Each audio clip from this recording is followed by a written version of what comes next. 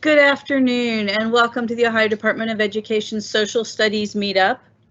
My name is Kara Patinsky. I'm the ELA consultant at ODE, and it is my extreme honor to be able to begin this webinar with you. A few ground rules that we need to go over.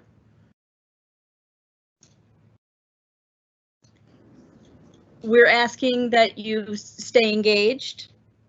You will experience discomfort, and it's okay. You need to experience that. You need to speak your truth. Assume positive intention with your colleagues that are around you. And you need to expect and accept that you're not going to get closure in this one session. This is a type of work that takes a long time to work through, so you do need to be comfortable with that feeling of non-closure. If you have any questions, we ask that you put it in the chat, and that chat will be monitored. So myself and another one of our ODE consultants will be monitoring the chat for questions or concerns throughout.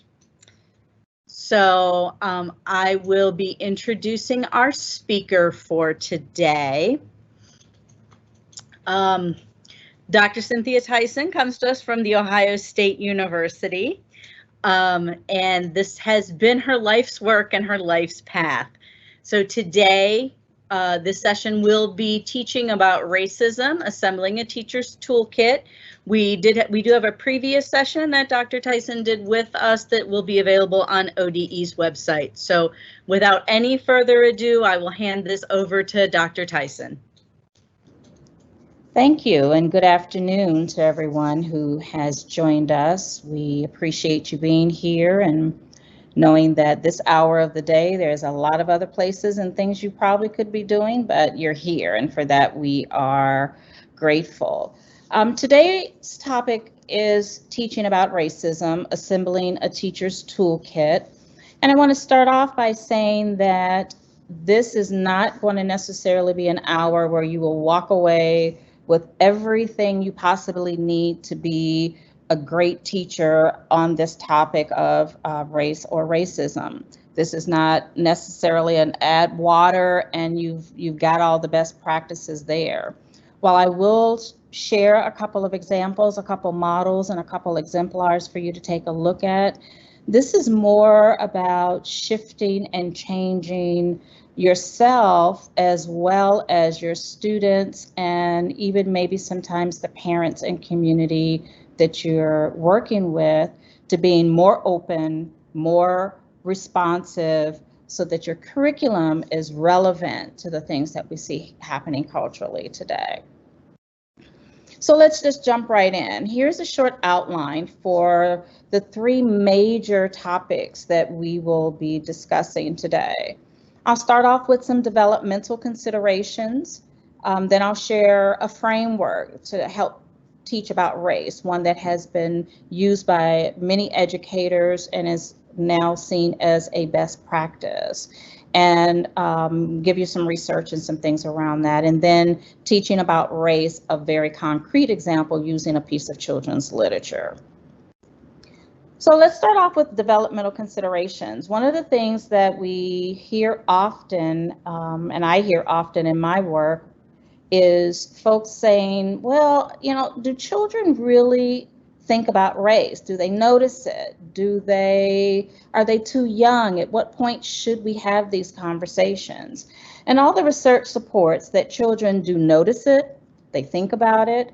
Often as adults, we're the ones that are worrying about it, but if we don't talk about it, then racial bias happens in ways that we don't anticipate or that we wouldn't necessarily want to facilitate. So like the third bullet here states, silence about race reinforces racism by letting children draw their own conclusions based on what they see. And I think all of you would agree with me that right now we are seeing lots of things that need to be negotiated and mediated through discussion and discourse. We don't want children just seeing what's unfolding in the world today across two pandemics, that of COVID-19 and that of racial injustice, we want them to be able to be facilitated to making decisions that are not just reactionary or full of misinformation, but being able to expand their knowledge base, to become participatory as citizens, because we know that's the bottom line of what we want with social studies. And so as teachers and even families who are also our partners in this endeavor can play a very powerful role in helping children of all ages, even from very young children, develop a positive attitude about race, and then be able to promote a more just future. I was going to say webinar, but the presentation that I gave the last time it's in the chat, I believe, takes you a little bit deeper into understanding terms and definitions and sort of doing a more foundational piece. So I encourage you to also go back to that one because you'll be able to really see foundationally some things you need to think about. So let's think about teacher musings here. Again, as we know that children are ready, they're okay, but sometimes people believe that it's too sensitive or too complex for their students. Or they fear, oh, I may say the wrong thing, and oh, I may be labeled that dreaded word, a racist. In many instances, we are just speaking a really different racial language based on our experiences. And then that's what causes the confusion, and that's what gets in the way of our understanding. Your students have some experiences and have some racialized experiences, and you have some that may be different. We see this across culture, we see this across ethnicities, we see this across if there's difference in language. The same thing can be true when we have people who are marked racially different. And we argue that one of the reasons why social studies teachers feel this way is because there really is a lack of a common racial literacy, which I'll talk about a little later. Now, don't get me wrong, we know that educators and many educators that I've run across in my work really want to create a respectful classroom. They want environments where they can talk about these controversial issues, tie them to the objectives that they're teaching, and have very lively discussions. But along with those lively discussions often come emotions. And if we look at current events, especially our current events at this time that are related to race, there are very high tensions, emotions, even polarization in their families and between communities. And this is especially true for students of color. And so often when faced with that type of a dilemma, with all of the challenges that you already have in the classroom, then you may make a decision, you know what, I'm just going to avoid the discussion. I'm just going to not engage in it at all. And one of the things that we know, not only from the research, but also from our own teaching, and I can say from my own teaching experience, that what it then becomes is the elephant in the middle of the room. And we know that that only gets ignored for so long. So today I want to talk about the framework to teach about race and its racial literacies.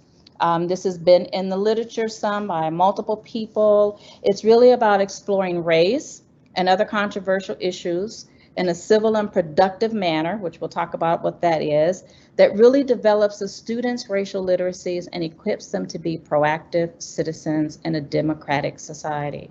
We live in a constitutional democratic society. We want our students to grow up being able to be proactive versus reactive in ways, because sometimes reactive responses are not going to push us to a place for greater understanding, especially across races. Now, while it talks about developing students' racial literacies, this is a simultaneous experience, because as your students' racial literacies develop, then you as a teacher, your racial literacy will also develop. There's a saying that says, the best teacher is, it's a window to your own understanding. Well, this is one of those situations where as you begin to understand more about how you are marked racially, how you have developed a literacy around what it means to live in a constitutional democratic society around race, that the same thing simultaneously would be happening with you and your students. So now let's really look at the four major pieces around racial literacy. Racial literacy understands a few things. First of all, it's a socially constructed concept. It's not biological. It's set up to govern or control people on the basis of the color of their skin. And then the capacity to sort of conjugate the grammar of race, which, those English terms can help us here, in different contexts and circumstances. So race was a made up thing. I don't have time in this presentation to take us through all of the history, but I encourage you to take a look at a PBS series that's called Race, the Power of an Illusion. And it takes us historically through understanding how race was marked, how it was marked with policies and laws and socially constructed, and it has nothing to do with biology, even though there were attempts for many years to connect it to biology. Being able to look at race within its different contexts and the different circumstances that presents itself, then that's what literacy is. It's sort of like the same thing as with, our reading. When you learn particular skills for reading and understanding, inferencing and comprehension skills, you can apply them to all the different texts that you read. Racial literacy is the same thing in that you will be able to apply the kinds of skills that you get into the different contexts and the different circumstances, no matter what they may be. So let's talk about the steps. The first step involves really defining race and racism, not conflating the two, because sometimes that happens. Again, race is socially constructed. It's a concept. It was an idea. It was introduced into society. It is not a real thing. It's not biological. It was set up, again, to govern or control people on the basis of their skin color. But what's really important about understanding racism is that while it may be racism as a byproduct of race is an invented concept, the impact it has on people's lives is real. Those who are impacted by the social constructs, the thoughts, the actions, the systems that are created to oppress some groups and privilege other groups, those things are real. And that's why we have to deal with them, not only in our society, but in the microcosm of society in our classrooms. Because even though it's not a real thing as it is socially constructed, its reality as experienced is. The next step to look at is understanding that racism is more than the simple acts of individual prejudice. As I mentioned earlier, when people think, oh, I don't want to talk about it, I don't want to deal with it, I don't want to be called, quote unquote, a racist, that's reducing it to the individual. Now, yes, there are some actions on the part of individuals that are racist, and they are born of prejudice and stereotypes, but racism is more than that. It's a systemic belief in maintaining institutional power. Beverly Tatum, who wrote a really wonderful book entitled Why Are All the Black Kids Sitting Together in the Cafeteria? She points out that racism is a combination of prejudice plus power. You must have power in order for there to be prejudice that can have an impact on someone's life.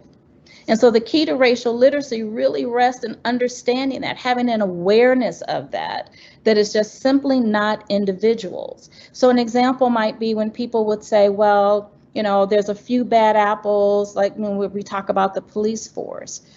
Yes, there may be some individuals who behave badly, but there's also a system in place that is institutional and that is structural that keeps some of those things in place. That's policies and laws and practice that even if you removed all the individuals, you would still have the issue. Again, I refer you back to the first presentation where there's a video that you can look at that really breaks down just what is systemic racism and the different ways that it impacts our lives. The next step to think about is that when you're achieving racial literacy, it enables people to understand the way race is defined and that it can change, that it's highly malleable based on geographic and historical considerations. So what it means to experience race in Central Ohio is not the same as it is in Georgia. It's not the same as it is in Colorado. It's not the same as it is in California or Canada or South Africa. So the geographic location has a lot to do with, again, that context that I talked about. Racism enacts in different ways, although there's some similarities. And then there's also the history. So as social studies people, we know how many of these states that make up the United States came to be. And when we look at the ways in which those histories emerge, there's some historical considerations that have an impact on the way that race and racism became what it is. We know in the South, there were enslaved Africans. That doesn't mean that it didn't have some impact in the North, but in the North, we might have had Northern sympathizers. When we talk about the impact that it has on the West, well, that whole westward movement, there's yet again all of those historical considerations that had an impact on the ways that laws, policies, and practices were enacted in racial ways. So racial literacy, again, I take you back to the learning how to read. So if I'm reading fiction, nonfiction, contemporary realistic fiction, science fiction, a math book, a social studies book, all of those literacy events require different kinds of skills. Racial literacy will help you and me figure out what the context is calling for, geographically what has happened, historically what is happening, societally what is happening. And so now what part of this literacy skill do I need to not only make sense of it and to understand it, but to also be proactive, especially in my classroom teaching. The fourth step here is that it involves taking the definition we had before. And so I will throw this out. I don't think I said it before, that racism is a very simple definition that Beverly Tatum uses, and I borrow this from her work, that racism is a system of advantages and disadvantages based on race. That's it. Who has the advantage? Who has the disadvantage? How is it enacted? Maybe individually, but also within the system. And so if we take that definition, then we begin to understand that the intersections of power and race are really, really powerful. You know, sometimes I've had people ask me the question, well, can Black people be racist? You know, can Asian people be racist? Or other people that they feel might have had some, indigenous people, for example, had some oppression. And the question that you should ask yourself is, in whatever situation that question is being asked, who has the power and where is the power? Because if there is no power to enact and withhold or to privilege another person, then that person is not able to be racist, or whatever is happening is not racist. The second piece of this is understanding that you must be able to locate and analyze racial systems. So for me, this is about calling a thing a thing. When you see something that is racialized, when you see something that is racist, that is a part of the system, then you have to be able to identify it, locate it, and then analyze it to figure out what's happening and what impact it's having not only on your life, but those around you. And this is also vocabulary, you know, going back to the grammar piece, understanding the language, because there's all sorts of racial discourses that are happening out there. People use the word white supremacy. Do you understand what that means? Anti-Blackness, what is that about? Racialization, racial identity, and I would say versus ethnic identity. What does it mean to have intersectionality? These are all the vocabularies around race and racism that would make you racially literate. Understanding, for an example, intersectionality. So yes, I may be Black, but I'm also a woman. I'm college educated. I live in a suburb. I mean, when you look at all of the things that make me who I am, a wife, a godmother, a dog owner, all of those things make up all of who I am. And at different places in my life, I find myself at an intersection where I'm impacted by more than one thing at a time. So if you think about driving a car, right, when you're in the middle of an intersection, you're not really any one place, but you're being impacted by all that's around you. You're in more than one space. So intersectionality would be important as just an example of one of those vocabularies around racial discourse. And then being able to differentiate between terms such as ethnicity, nationality, discrimination, prejudice, stereotyping. You know, stereotyping is one that is, I can give you a good example. For an example, if you get a little bit of knowledge or fact that might be true about some people in a group and apply it to everyone in the group. So an example I often use with my students is, how many of you have, and I can't see, you can't see me, but you'll, so I want to ask you to raise your hand, but how many of you have ever heard that when a woman is pregnant, she might crave pickles, right? We know pickles and ice cream, it's in the stories, it's in movies. Even Vlasic dill pickles, right? They have a stork on there, and the stork is supposed to bring the babies, you know, that whole thing. But if I take that little bit of information that it's probably true for some people, but if I take that same bit of information and say all expectant mothers crave pickles, now I'm stereotyping all of them rather than to say that some, or to wait and see what my experience with those people might be. So if I'm making a spread for lunch for someone who's an expectant mother, I won't just assume that she wants a plate of pickles. And because I can't cook, that probably would be all she'd get. But you get my point there, that we want to create a relationship, create an experience, and use that as our information touch point rather than stereotyping across a whole group. The fifth step, and this is the ability to read, recast, and resolve any racially stressful situation.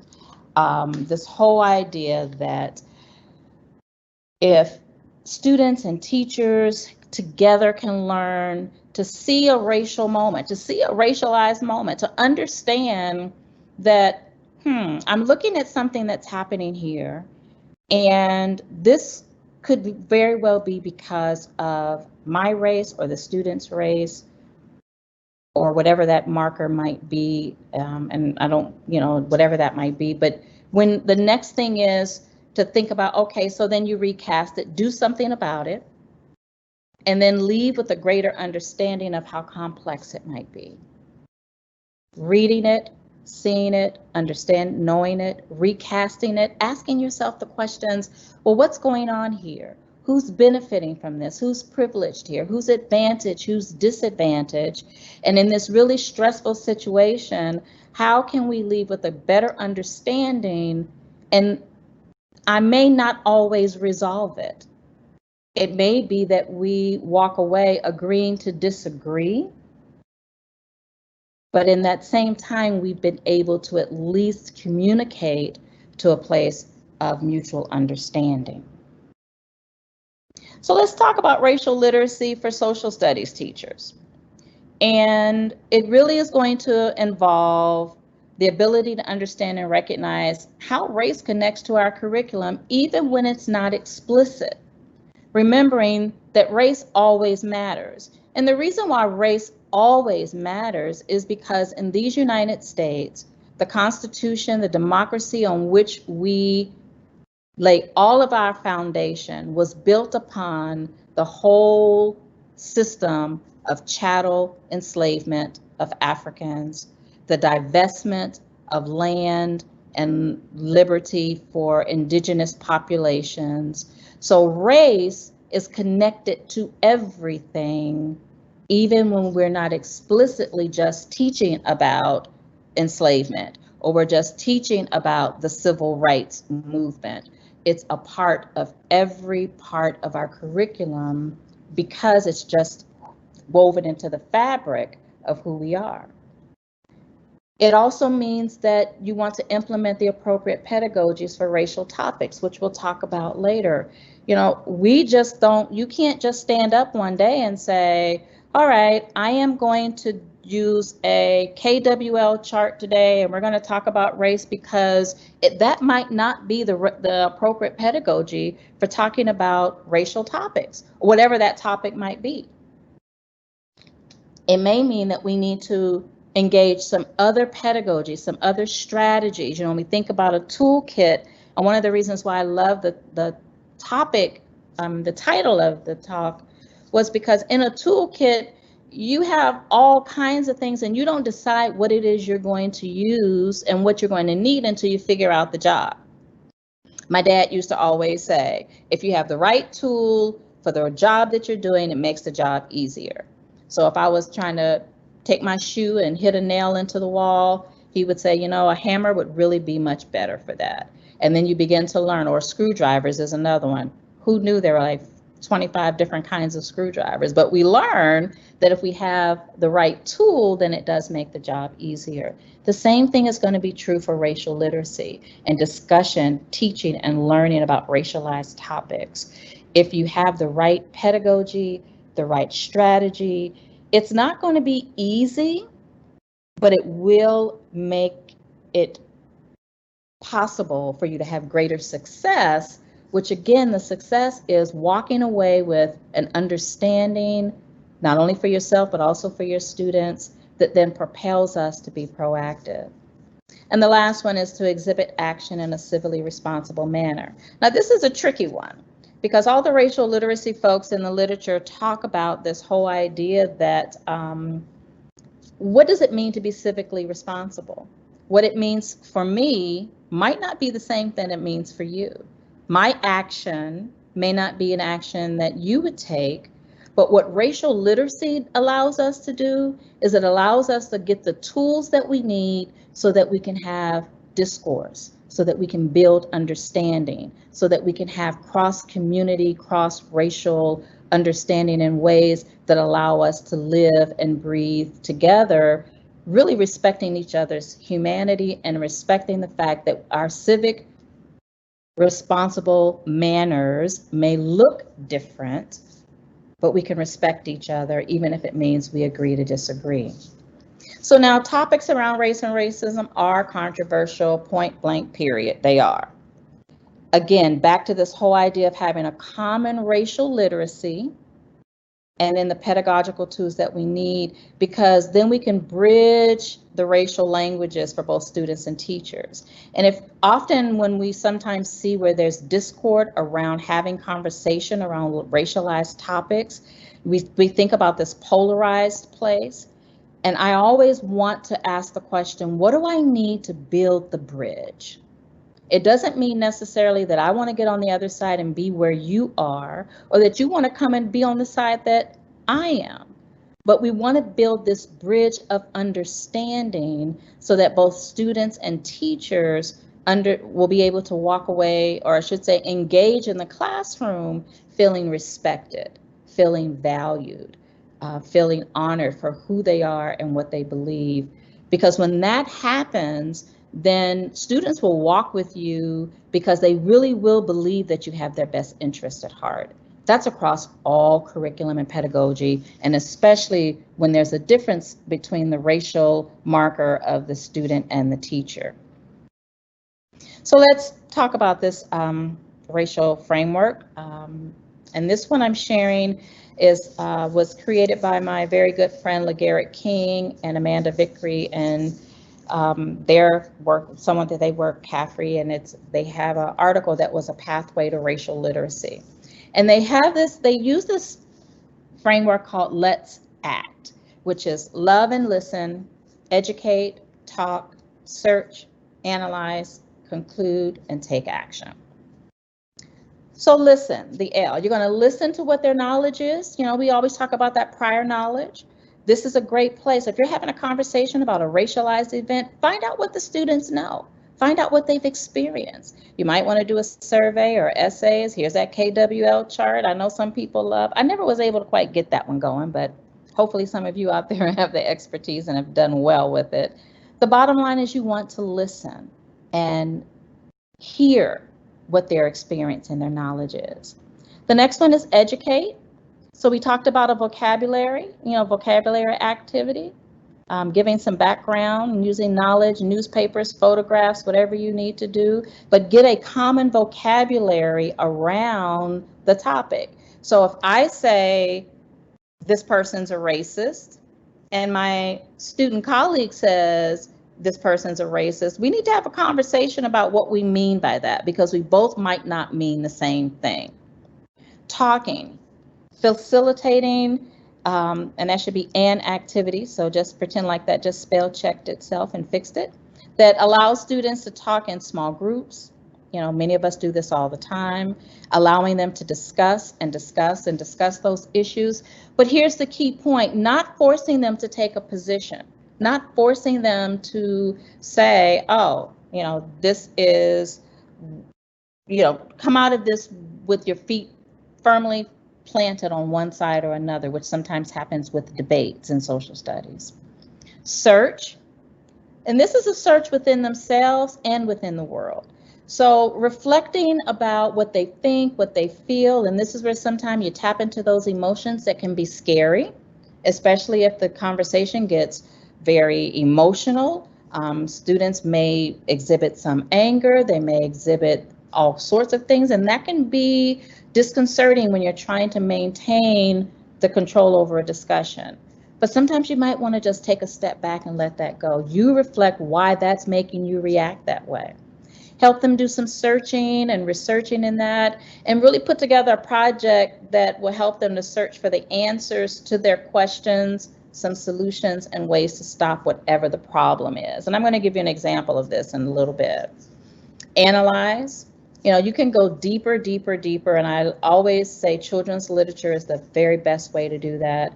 You can use political cartoons for older students.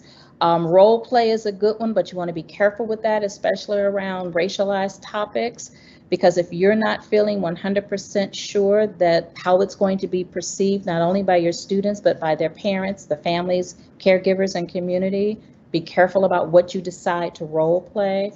But the bottom line is that you want to have something that is generative, and so that they continue to ask question after question after question. It's sort of like when a 3-year-old says why.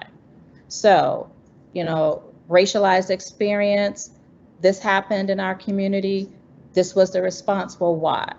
You get an answer, well, why did that happen? Historically, what do we have, what happened around that? And children's literature especially can help us get to that, and I'll share an example with you in a little bit. Finally, then conclude. Deliberation. Anytime you're able to get students to deliberate, you're getting them to think outside the box and to be aware of the fact that other people may think differently. Ask them to write a statement, or give them a statement that they can write a response to a particular proposed question, and a question that doesn't have an easy answer. Whenever we're looking at teaching about racism and looking at the ways that racialized experiences are enacting, and we see this every single day in our news, in our streets, in our communities, there aren't always right answers. I have an answer that works for me. You may have an answer that works for you. Your students may also have some answers that would not necessarily be the ones that you would select, but let's have a deliberative conversation about them so that we can understand where each of us, what our perspectives may be. And then finally, take action. A letter to the editor, creating a film, a podcast, whatever you have at your disposal, so that all of this then has a trajectory to some output that is proactive. So as we set up a safe environment, love isn't a word that we often like to use in education, especially public education. love and listening. But the best way to set up this safe environment is often storytelling. Storytelling is a very powerful way to create a classroom where a student can feel cared about and respected. In the early years of education, the elementary days, they're telling stories all the time, but not necessarily stories about what they believe about race or about racism. An example might be, we know that the 49ers quarterback Colin Kaepernick, his decision not to stand during the national anthem. I would suspect that from every 5-year-old to 55-year-old knows that that happened. So let's talk about their feelings. What did they feel about it? What did they know about it? And you just listen. You don't have to provide a position where you fall, unless that's something that you feel comfortable about, but creating a safe space so that they can explore and discuss what those racialized issues are about. And that's a commitment then that says we love and care about these students enough to provide a space that no one else may be providing for them. When we think about enlightening and educating, so before we can really jump into these race and racialized issues, as I talked about before, we have to make sure that we have a way to have norms like mindfulness techniques to reduce stress and when tensions arise. So I've observed teachers and student teachers who have had conversations and discussions about many racialized experiences. And once the students begin to become extremely passionate about a topic and sharing views differently, then tensions can be high. Having a plan for how you are going to reduce this stress while everyone remains respectful in their discourse is something that you really need to make sure that you practice. Because sometimes in the moment, you may not know what to do, and then to just shut the conversation down really isn't going to let their students, first of all, students of color, feel cared about. And second of all, those students who are white students are not going to believe that there's a way to have these conversations that we can leave respecting and honoring the fact that people feel differently. So yes, sometimes people think about the deep breathing relaxation, that might work. Figuring out, letting kids give you a signal for when they're feeling stressed and they don't want to talk about it or they're beginning to feel angry. Those are all things you can work out in your communities of learning in ways that will help you maintain a safe space, but also reduce the stress and the tension that can be around the topic. We talked about talking. So as students begin to learn more and more about the issue, multiple perspectives, their perspective, others' perspectives, then you can really get back to that interactive activity where you're going to have them talk in small groups. And I think small groups is best here because often students who may feel threatened, students who may feel that they don't really want to talk out in front of their peers may do much better in a smaller group, and remembering they don't have to take a position yet. Because one of the things that we know about all controversial issues is at some point in our lives, we do take a stance. It may shift, it may move, but as young people, as children having these conversations, they don't have to take a stance just yet. So I talked about using Kaepernick as a topic for controversy. So if you've talked about that as a controversial issue, then giving students time to write and to critically reflect on the issue or the conversation. We know that some students are not going to talk. They're not going to share how they feel. And so writing would be a way for them to be able to deal with this controversial issue, to get some of that out. With younger students, it may be that someone acts as a scribe for them. I've seen this happen in a first grade classroom where they were buddied up with an upper grade student, and all they did was just share their feelings, and the fifth grader was only there to write down everything that they said, so that even though they were not acting as a scribe themselves, they were able to critically think about the issue and be engaged in some writing. We can provide prompts for them, or we can have them create prompts of their own.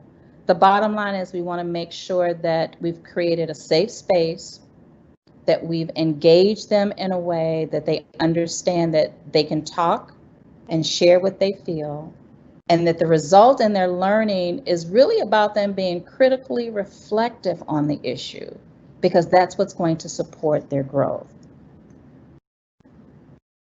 And then, of course, analyzing. And, we hear about Bloom's taxonomy all the time, but we know that the research supports and our classroom teacher observation and expertise supports that this is a phase where students can really unpack how race and racism operates in systems that privilege some and marginalize others. And they can do this across the spectrum.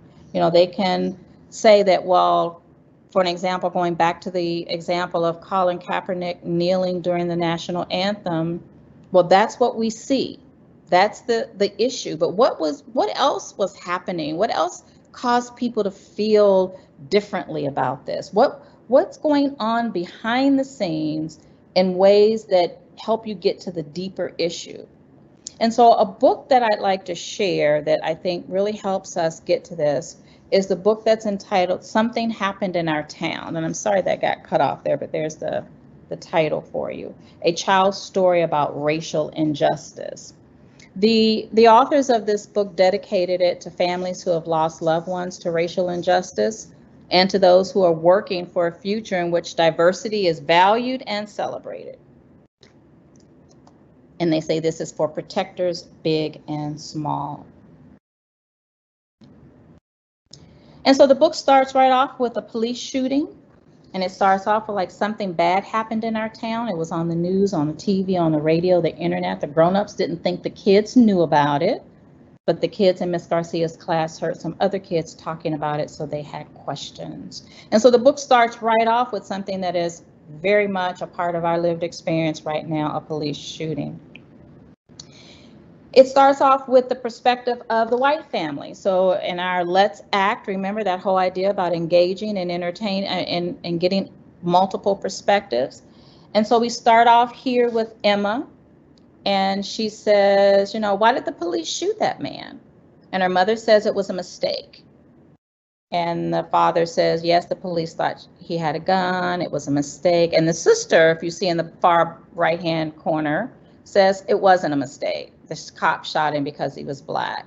So here, even in this family setting, we have a young child who's asking a question because she's heard about this, she's concerned. Well, we have a child in the family, an older child who's got a totally different perspective and is sharing that. And so they begin, and then she asks questions about, well, what does it mean to be Black? What does it mean to be white? And her family sort of connects the whole idea of enslavement. And this is what happened in the past. And they talk about white people. And she asks, well, who are white people?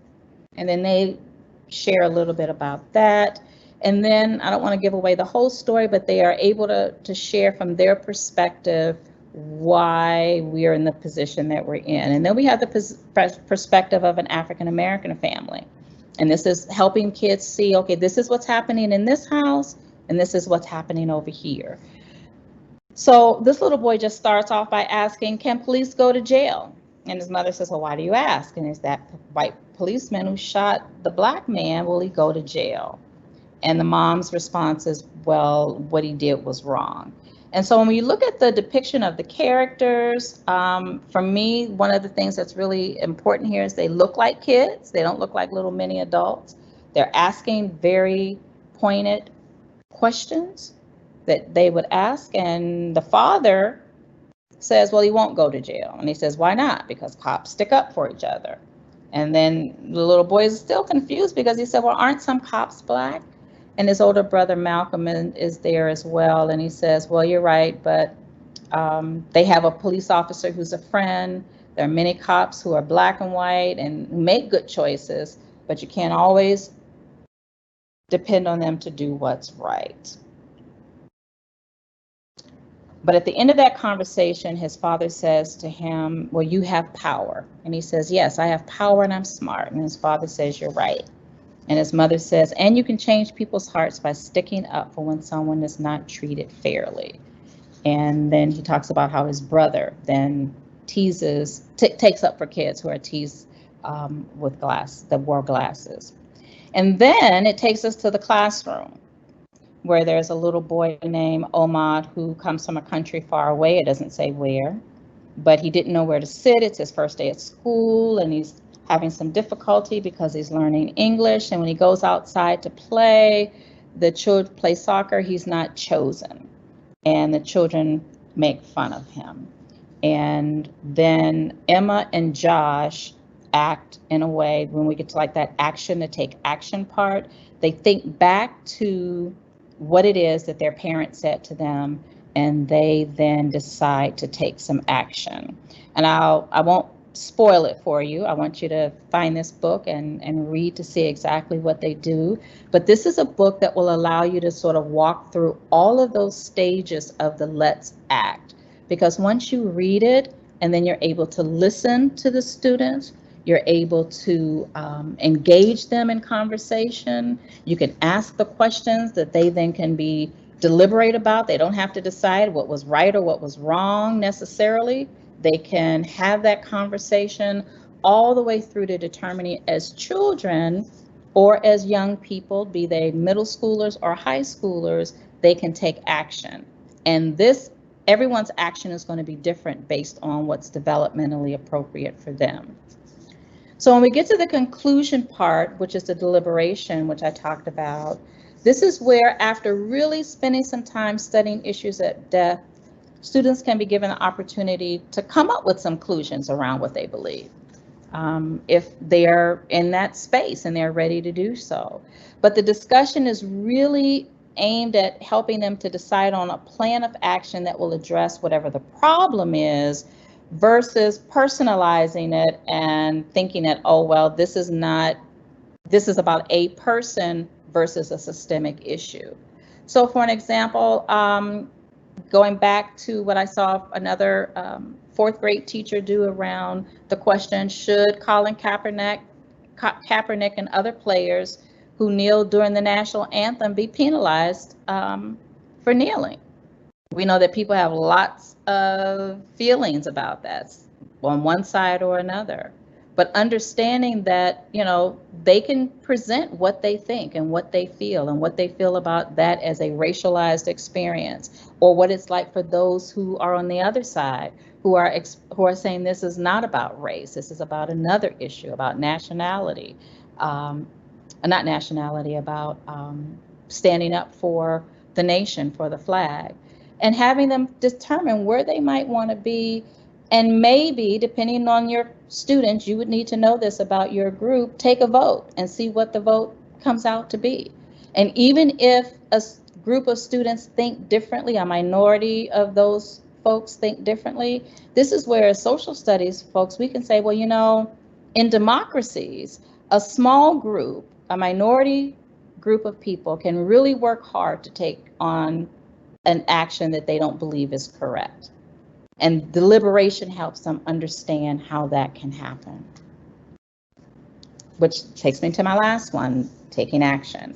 The National Council for the Social Studies C3 Framework Inquiry Arc. If you're not familiar with that, you might want to take a look at it. It's on the website.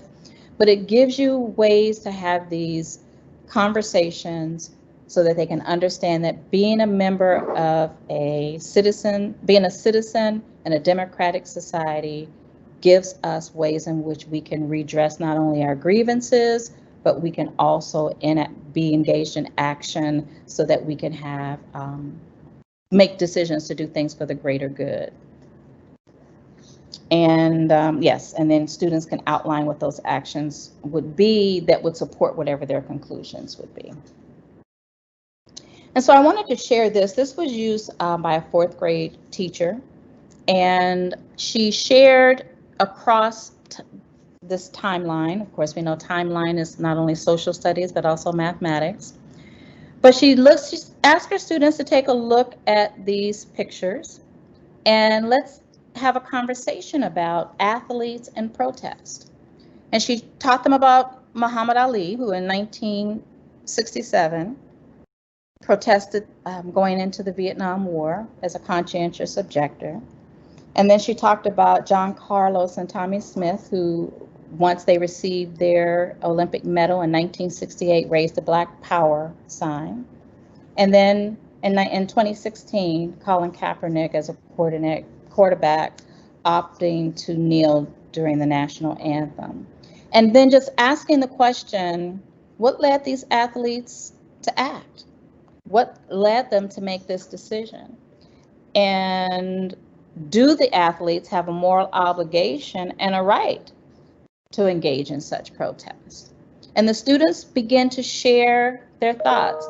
The first thing, of course, that they realized was that 1967 seemed like a lifetime, like, wow, that was so long ago. And the teacher's like, no, it's not that long ago in my lifetime.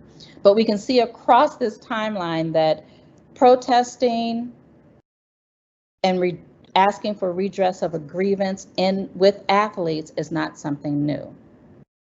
So here's a few things we want to remember. Whenever you're going to have conversation about racialized experiences and racism, all this research here supports build a relationship first. This is not a conversation you want to have on the first day, the first week, the first month of school. Build relationships such that when you are having these conversations that can be very emotional, come with great tension, come from experiences that have been harmful and hurtful, not only in your students' lives, but their families, their communities, have a relationship first. And then start off with low-risk activities. Make sure that students feel safe expressing what it is that they want to share. Don't start off having a conversation necessarily about police shooting. Maybe you might want to start off with having a lower risk activity or conversation to just talk about, well, what does it mean when one person believes one way, another believes another, and we're sharing a space in a community? And then build on that in ways that would then, on top of the relationship, move you to more deeper activities. And once you're there, you can probe deeper on the assumptions behind whatever those questions you are. Remember, earlier in the conversation, I said the kids already know.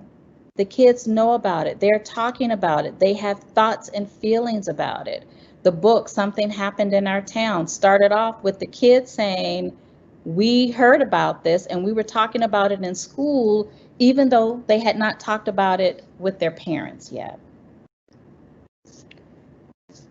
Using activities that start from individual reflection and then to discussion and of communities and society, starting with themselves. And I would encourage you to do the same thing.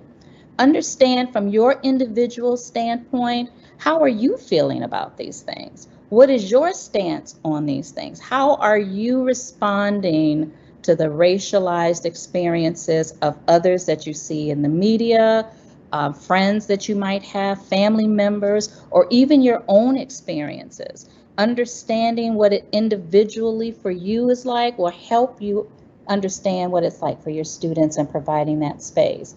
And then go to the community and the society.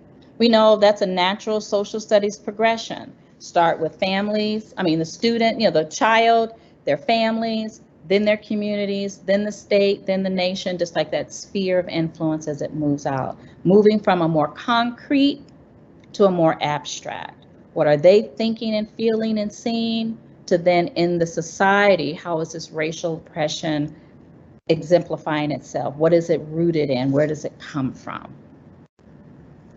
Moving from difference to dominance. Remember we talked about prejudice and power, allowing them to talk about their own experiences, as I mentioned before, and then let them learn how to listen to others. One of the major things that sometimes is missing from these conversations is, I have something I want to share, and so I share that, but I haven't necessarily been taught how to listen to others. And if we're going to then deal with issues of social dominance and social power, we have to first have provided a space that supports listening. And so just a couple of references, or I should say not references, but I've used these before, but where you can go for more information. This website, The Colors of Us, it's all about multicultural children's books. They have a website. You can sign up for an email. This particular one just came out where they listed 37 books that help talk about racism and discrimination. And they have multiple lists of books. I do lots of reviews for publishers, and I can tell you that many of the books, rarely do I disagree with what it is that they are recommending. And so here are multiple books from early grade, pre-K, all the way through high school, some books that can help you have that conversation. And then the other one I wanted to share is another webinar that is free that you might want to sign on for with Rethinking Schools. Rethinking Schools just published a new book called Teaching Black Lives. And the authors who are listed here are going to be talking about this new book, and this is a book that has lots of information and also some activities and the kinds of things that you might be able to, once you build that foundation of a relationship with your students, then moving into some of the activities that then support teaching about Black lives, but also more importantly, teaching about the ways that systemic racism is not good for any of us. It's not good for Black and brown people and indigenous people of color, but it also is not good for white people either. Understanding that our humanity is tied together, and in ways that once we try to take them apart, once we decide to be prejudiced or separatist or stereotypical and put power that advantages or disadvantages any other group, then all of us lose. And helping young people, helping children and our young people understand that is really important. And so with that, what are your questions? All right, Dr. Tyson, we have a lot. All right, so I'm just going to go up from the top. Let's see here.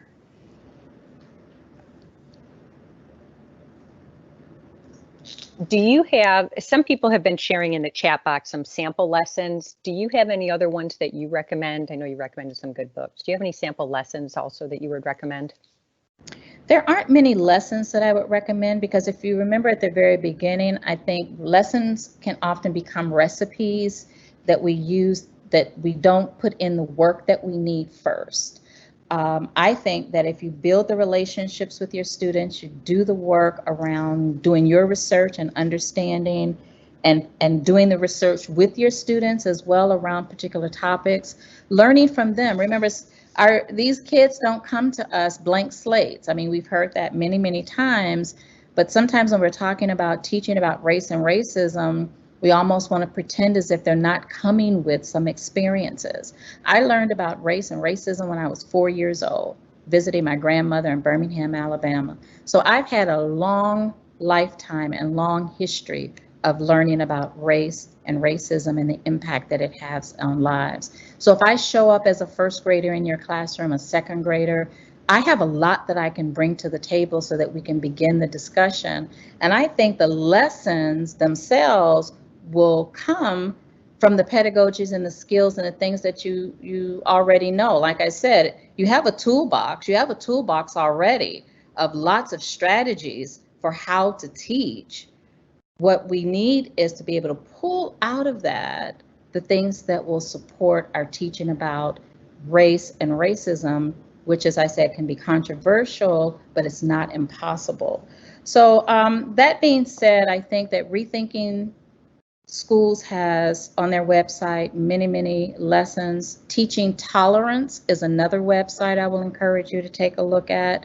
And they have multiple lesson plans, actually, that can be used across pre-K through high school.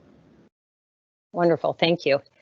The next question relates to global languages or world languages or foreign languages, have a lot of different names. And there is a lot of teaching about culture and intercultural communication within the world language classrooms right now. Do you see any connections between racism and what could be done in the world language classroom? Oh, yes, absolutely. I think the very first thing is when we talked about locating and understanding that racism is systemic.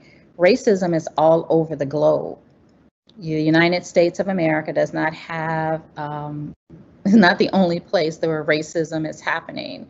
And so any place where you're talking about a global language, if you do some research and you look and you see, you will find that there's a history of advantage and disadvantage based on race, advantage and disadvantage based on social class, advantage and disadvantage based on gender and gender identity. Again, getting at all of those intersections will help students understand that this is a global issue. And one of the things that I had worked with a high schooler on just recently, she is putting together a slideshow of all of the places all over the world where the Black Lives Matter protests were and uprisings were happening. And so Australia, China, I mean, every place on the whole globe, there were people who were in the street saying, you know, we are protesting the death of George Floyd. We're protesting police use of excessive force. But what she also found was that there were stories of the same kinds of things toward other groups of people all over the world.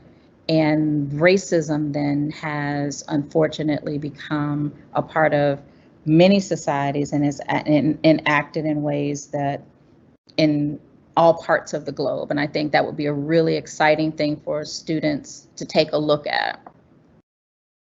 Great, thank you. Okay, the next question is how can it be taught to youngsters to not think that certain opinions or feelings are superior to another's?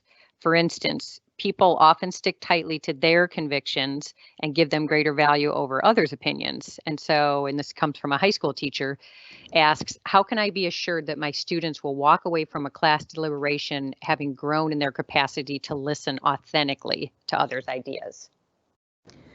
That's a tough one because we know that we can't control what anybody walks away thinking. What we can be sure of is that we've provided the space to facilitate that if they leave thinking differently, they've been provided the opportunity. And if they leave thinking that what they believe is superior to others or that they are superior to others, then that's not really something that we can control. You know, one of the things that unfortunately as teachers, we really get vested in wanting to make the change, wanting to make sure that they're leaving better than when they came. And the description of better than when they came lies with us often. And so this is not the same as when they're doing mathematical thinking around equations where, okay, there's an answer that I'm looking for and it's a right answer. Unfortunately, I've seen this in my teaching, even at the university level, my students sometimes leave still believing that the white race is superior, believing that what they think and believe and have been raised with all their lives is correct. And I'm not asking them to change that. What I am asking them to do is to be open to the fact that we don't have to oppress others. We don't have to participate in the disadvantaging of others in order for us to think differently. And I think if we provide a space for nothing more than that, then we've done our job. But it is tough. We cannot be assured that they're going to leave thinking differently, but we can be sure that we provided the opportunity. Great. That actually answered about 2 more questions right after that. Let me see here. Given that a lot of schools are going to be going online, do you have suggestions for low risk activities or community building that could be done in preparation for when we're online? Yeah, that's going to be a tough one. One of the things that you can do is to try and find, there are websites, for an example, that allow students to and adults to participate in like a poverty simulation, for an example. So they go on this website, and it escapes me right now, I have to find it, but they can choose who they want to be, they can choose what job they take, where they live, and they make these choices. And it's very low level. There's no blame or issue, you know, they just sort of are experiencing these things. And then they can change it to see what changes they might make, what happens if they make those changes. I think my answer is really about interactive opportunities, of which being online, it makes it a little more challenging. Helping students participate in these kinds of conversations online is tough, and I found it to be a little difficult even myself, because one of the things that as teachers we depend on, and that's being able to kind of read the room and kind of understand when someone is disengaged, when someone might, you know, through their body language be telling us something else. And so it's going to be a real challenge. I don't think it's impossible, but I'm really not sure what those activities might be, other than to look for interactive places where they can begin to share what they think and what they feel without judgment. Great, thank you. The next question, does racism exist between diverse communities of color, i.e. Black and Brown, Mexican, for example, Mexican, Puerto Rican, etc.? Based on the definition that I use, and I reference the one from Beverly Tatum, which is racism is a system of advantages and disadvantages based on race, and that in order for there to be racism, you must have privilege with power. Or prejudice with power. And so again, asking the question, where is the power? So if you have one Black person and another Black person who may be treating each other in ways that you might see maybe a white person treating them, or from the system, the question becomes, does that racialized group have the power and the privilege to oppress another group? Now, individually, you might see that. Remember, we want to make sure that we are not reducing racism to just the individual acts. We want to keep it at the level where we're looking at it systemically, where we're looking at it historically across all the laws and policies that created race, that then created racism because of the advantages that were given there. And so based on my definition of racism, no, it's not possible for a Black person to be racist or toward a Latinx or a Latino person, because when I look at the system of power and who is sitting in those seats of power, the privilege, the advantage, then it's not there. Great, thank you. The next question, what is your best advice for teaching lessons on race in a school that lacks racial and ethnic diversity?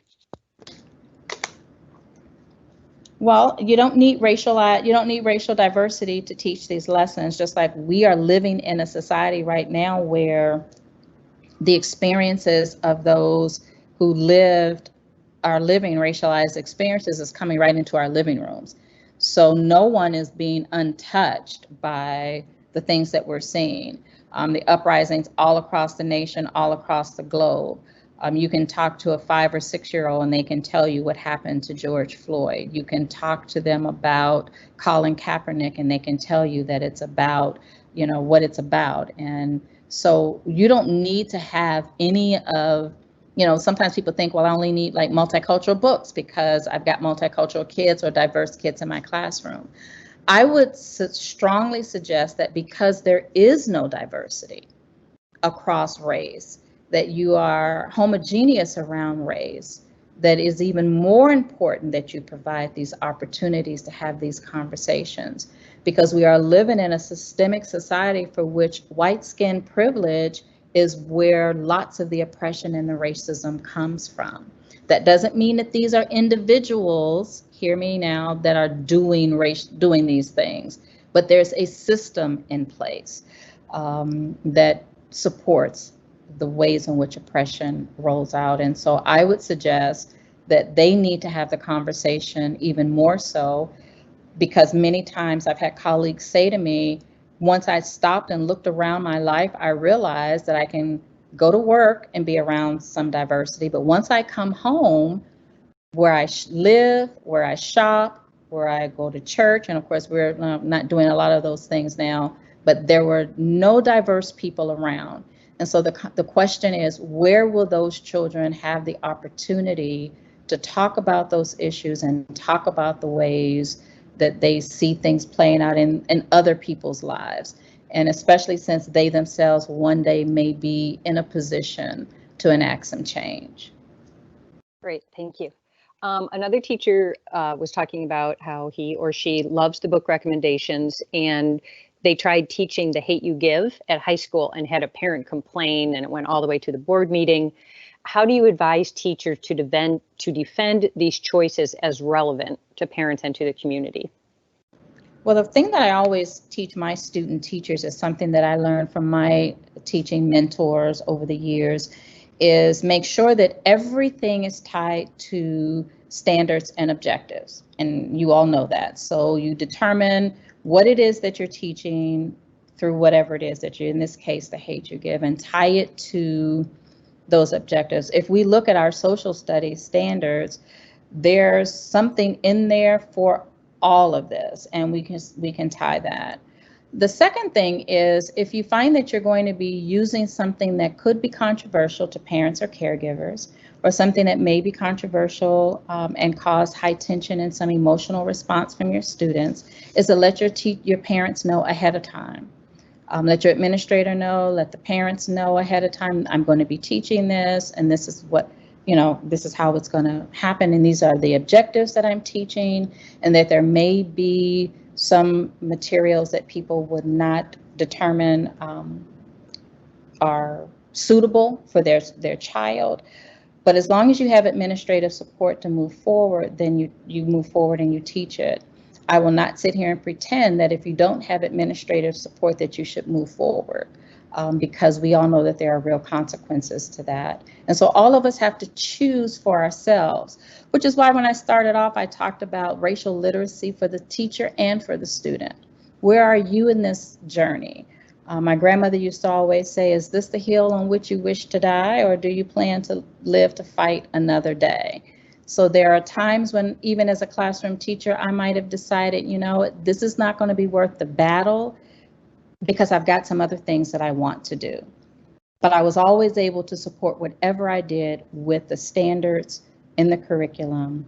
And there were times when I did not have administrative support, and there were times when I abandoned the use of a particular book or a particular concept.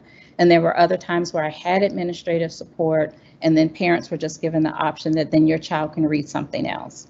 And more often than not, when it was all said and done, their child ended up participating in the reading with everybody else.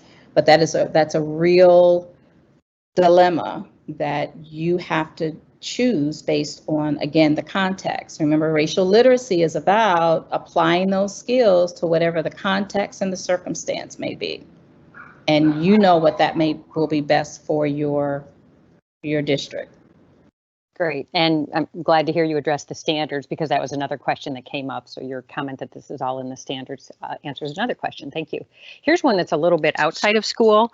I work in an upper middle class area with a primarily white and conservative voter base. I have found that this topic in movements such as Black Lives Matter is not well accepted, and I feel hesitant to have conversations about race. Any suggestions? Well, I think that, as I mentioned just a few moments ago, if your hesitation is rooted in the real consequences that you are not prepared yourself to have to deal with, and that's not a blame, that's not me saying and sitting in judgment at all. We all live not only racialized experiences, because both white and Black is racialized and marked. We don't always talk about it, but it is. You have to determine what those consequences may be that you are willing to deal with, and they are real. If you live in an area where you are concerned that this would not be well received, but you strongly feel that it's something that you still want to teach and you tie it to the standards and the curriculum and the learning objectives, and you're ready to deal with that, then that's, again, you reading the context with your racial literacy to determine what it is that you're going to do. Often teachers have to decide, no, can't do that here. But then there are some teachers that decide, I am going to do this here because if I don't provide this opportunity for my students, no one else will. And I've had teachers who have had to go before the board and have had to say, well, if a parent decides that they don't like the objectives for teaching how to change a decimal, a fraction into a decimal, are they allowed to raise concerns about that? And they say, well, of course not. Well, because it's supported by the objectives. Again, what are those standards? What are the objectives? But only you can make that decision. And again, the more information I have found with people who teach in those sorts of communities, the more information you give ahead of actually embarking on whatever it is, the more likely you are to allow parents and caregivers to feel as though they have some choice in the matter, that they can then opt out their child if they want to, as long as you have administrative support. So I've taught before where I've had one group of children reading one book and I've had one group of children reading another book because I can meet the standards and the objectives with both books.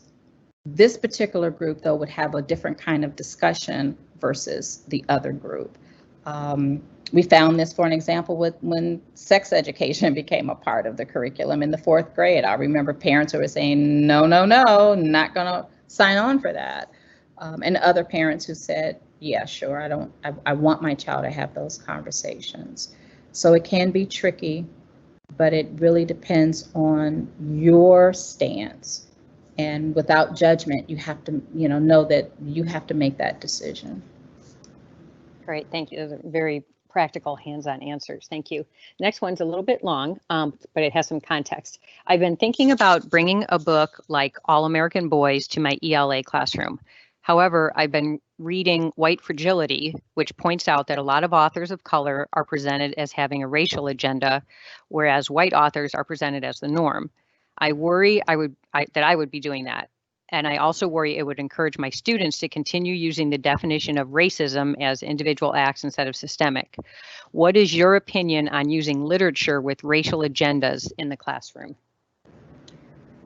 Well, I think the first thing I would say is, what are you using to have for the criteria for a racial agenda?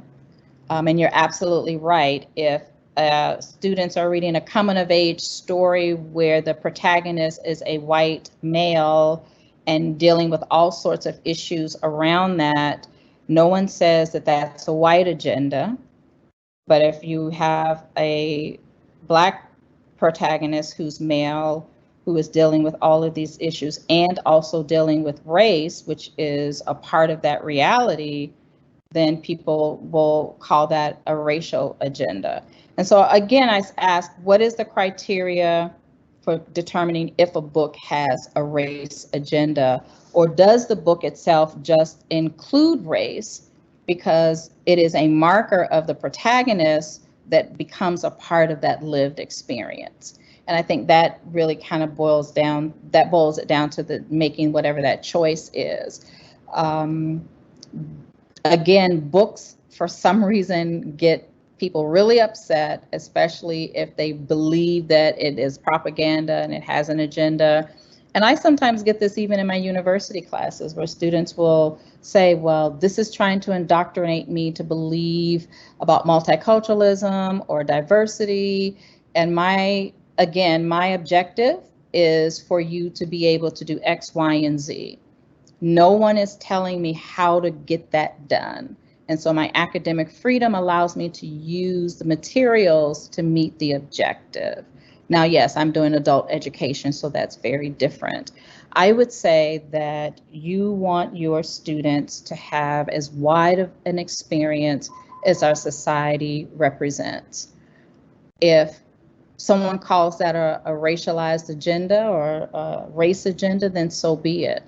But we have to determine that we want this next generation that is coming along behind us to fully embrace all of what it means to be human and be sharing this human experience on this planet we call Earth, and being able to do that with other humans. Again, the whole goal of social studies is yes, so that we can have those who can participate in educated and informed ways and a democratic citizenry, but we also want them to do that in humane and non-oppressive ways. And as teachers, whatever it takes for us to be able to provide that for our students, then I think that we should do that, because they may not get it anyplace else.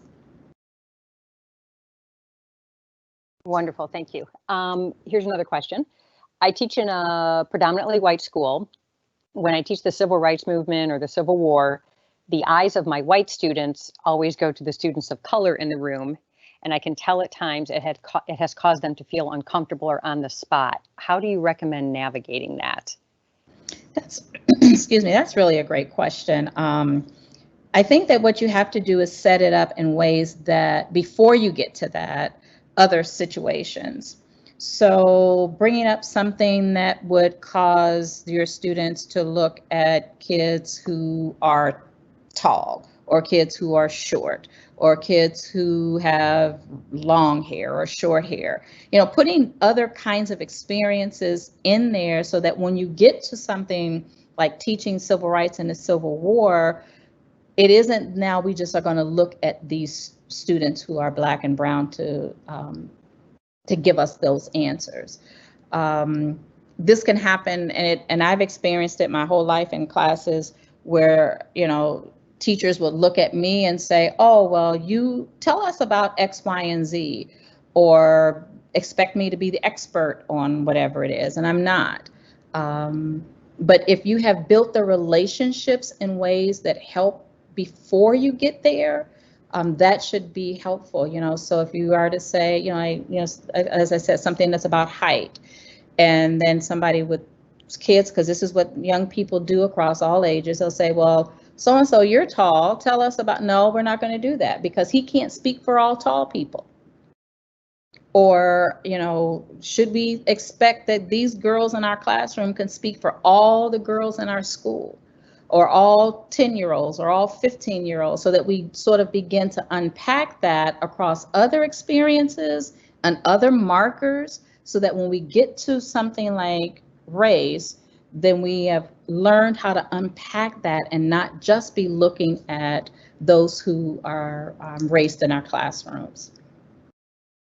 Perfect, thank you. Great, wonderful answer. Okay, we have 2 minutes, so this is going to be the last question for Dr. Tyson. Do you have any advice on building a foundation on racial literacy for students who are refugees? Yes, I think that what happens when we bring in other geographic experiences is to somehow figure out or do some research to determine what ways difference was enacted wherever they came from. So for an example, I worked with a group of teachers in Poland. And these Polish teachers were talking to me about, well, we don't really have race. We're all sort of the same race. We're all white. We're all, you know, and so then I had to look to say, well, who's marked in your society as different? Who's marked in your society as less than, and how is that marking happening?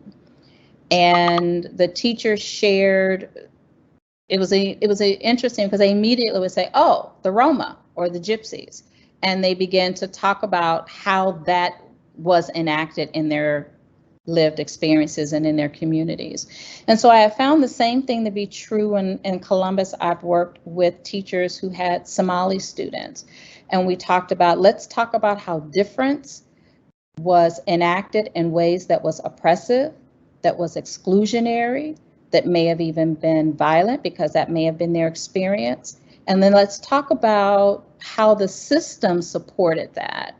And then make that same bridge. Remember, we're making bridges here to help them understand that that's what racism is like in the US. I have found that in every other geographic place around the world that I've done work, that starting with the difference and dominance piece helps them then be able to understand how privilege and power and racism operates here in the US. Wonderful, thank you. Well, it is 4:30 and we do want to respect Dr. Tyson's time and everyone's time. There are lots and lots of thank yous from people who've come to both your webinars. Just can't wait for the recording for this. Thank you so much, Dr. Tyson. Your answers are just hands-on, they're very practical, they're just something that are very accessible for every teacher. So thank you very much for your time. You are also welcome, and good luck with this online beginning of the year. Great, thank you very much, Dr. Tyson. For participants who are still on, we will post the video to on the social studies page with the link, and it will be posted on the ODE YouTube channel probably within 24 to 48 hours. And then we just posted the link for the contact hours. So thank you everyone for attending, and thank you again, Dr. Tyson. We really appreciate it.